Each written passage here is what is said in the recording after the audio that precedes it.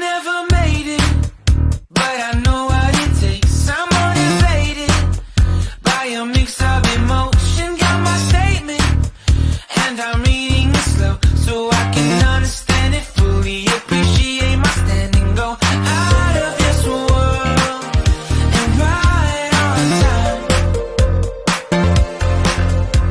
Oh, never in my life have I seen the sky light up like this. I'm far away from Earth and I wanna know if you exist. Mission control, do you read me? Send me my coordinates lately. Mission control, am I drifting? Tie me to someone who will love me, yeah. Wait, I think I'll last a bit longer. Fine. Welcome everyone. Welcome everyone. Welcome everyone to another Ref Brandon and the Todd Family YouTube video. Wherever you are, whatever you may be doing, thank you so much for making Ref Brandon and the Todd Family part of your day. We always greatly appreciate it. It is another hump day, Wednesday, which means it's time for another weekly top 10 countdown. And just like last week, this week's top 10 countdown comes to us courtesy of a request. And this was requested by my man Jordan. And he actually asked me to do this either last Wednesday or Thursday. So it's been right at a week now he asked me. So I'm going to go ahead and do it. And let me go ahead and say before I do this countdown that anybody that knows me personally knows this, because I tell anybody that's willing to listen, I am not at all a fan of women's wrestling. Now, personally, when I'm a referee at all these independent wrestling shows and there's a women's match, the women are phenomenal. They're great, and I love refereeing women's matches. But for whatever reason, when a woman's match comes on TV, to me it's always been a potty break, or time to jump in the shower real fast, or time to go in the kitchen and fix something to eat. I've just never enjoyed watching women's wrestling. But today's top 10 countdown is top 10 all-time best women's wrestlers. So of course, obviously, my opinion might not be the same as everybody else's, because a lot of people actually enjoy watching women's wrestling. I don't. And it might be because when I was in high school in the late 90s, when Monday Night Raw was so popular, when it was the Attitude Era, they had the bra and panty matches and the bikini matches and the pillow fight matches and lingerie matches and all that. And we all know that 95% of those women could not wrestle. They were out there because they were getting paid to look good.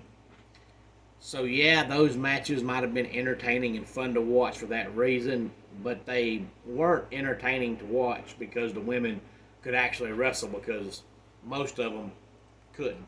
There were a few back in those days that were actually really good wrestlers, but they got overlooked because of the Attitude Era. There was a lot of women that were better looking than they were, so they got overlooked. But I have, over time, watched some women's wrestling, and I still watch it on occasion.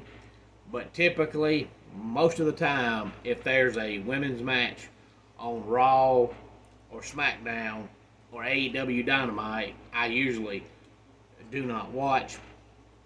So again, my opinion may be different than those that study women's wrestling, because I do not.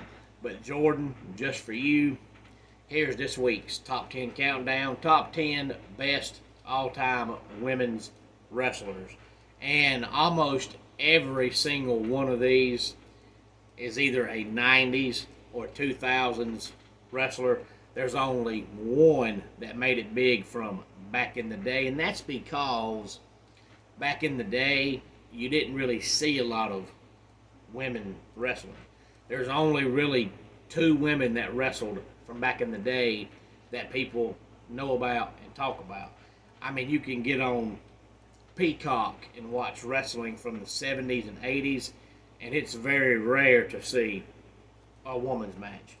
Even in the 80s, when NWA was in its prime, you didn't see a lot of women's wrestling. It really didn't get very, very popular until the early 90s in the WWE. But number 10, Alundra Blaze is what she was known as in the WWF at the time. And then she was Medusa in WCW. And she actually, later on, after her in-ring career ended, owned a monster truck, and it was called Medusa. She may still own that. I'm not sure. I have not watched monster truck racing in 4 or 5 years. Number 9, Jacqueline. Number 8, Victoria. Number 7 is the only one on the list from back in the day, and that's the Fabulous Moolah. Number 6, Ivory. 10 through 6. One more time. Medusa, Jacqueline, Victoria, the Fabulous Moolah, and Ivory. Number 5, Sasha Banks. Number 4, Trish Stratus. Number 3, Becky Lynch. Number 2, Charlotte Flair, who I believe, when it's all said and done, will be the single greatest women's wrestler of all time. And number 1, in my opinion, the best ever female wrestler, Mickie James. Now, the funny thing about Charlotte is she was actually never intending on being a wrestler. I know she's Ric Flair's daughter, so of course everybody thinks she always grew up wanting to be a wrestler, and she didn't. It was actually the opposite. Since she grew up in the business, she grew up not hating it, but wanting nothing to do with it. But her younger brother, Reed, that died at 19 or 20 with a drug overdose, was actually aspiring to be a wrestler and training to be a wrestler. And right before Reed died, Charlotte promised him that if he didn't make it, she would take his spot and become a wrestler. And of course, he didn't make it, and the rest, as they say, is history. But she did not grow up wanting to be a wrestler. Any thoughts on this? As always, please feel free to let me know. Jordan, I hope you enjoyed that top 10 countdown, and I'm sorry that I really can't give a lot of backstories on female wrestling because it's just something I've never cared for. As a matter of fact, this past Monday night on Raw, when they had the women's matches, I found myself getting occupied doing something else. I've just never cared for women's wrestling. If Charlotte is in a match, typically I'll watch. Back when Mickie James wrestled, when she was in a match, most of the time I watched.